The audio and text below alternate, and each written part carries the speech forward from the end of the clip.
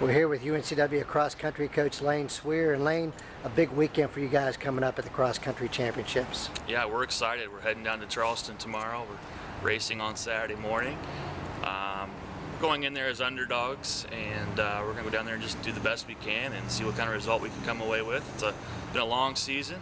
Everything comes down to this weekend, really. The whole season comes down to one day and showing up on that day and then seeing what cards you've been dealt on that day. Take us through the men's and women's teams, what you look for from each squad.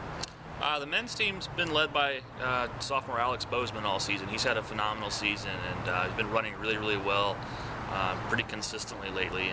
And last year he ran really well at the conference meet. He was top 20 as a freshman. He was one of the top freshmen overall. So this year we've got a little higher hopes going into the meet. You know, we're hoping that maybe he can squeak out an all-conference performance. Behind him, we're just hoping he gets a little help. Unfortunately, in the last several meets, he's been kind of a lone runner out there. His teammates have been pretty far back, so we're hoping that some of them will step up this weekend and close down that gap. Because in cross country, you're only as good as your fifth man. So it doesn't matter how good your number one is. If you're 3, 4, 5, don't get the job done, and you don't have a very good team result. So we're hoping Alex has a great day, and then we're hoping his teammates show up and back him up a little bit.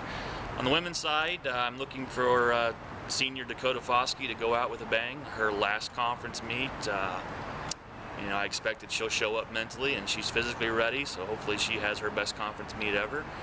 We've got a couple of injuries we're concerned about going into it that could really play an impact in our overall result on the women's side, but I think they'll tough it up, and I hope the teammates step up behind them, and hopefully we come out of there with a decent result to come home and be satisfied with.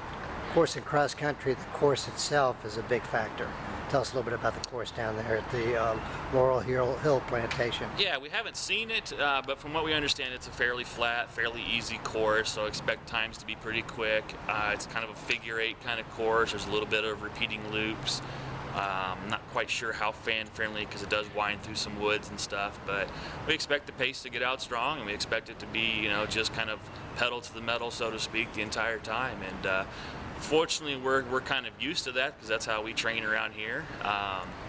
We're a little bit more worried about regionals in a couple of weeks, because that's a complete opposite hilly course. But this weekend, it's just going to be put the pedal down and keep it there and keep going and hang on for dear life.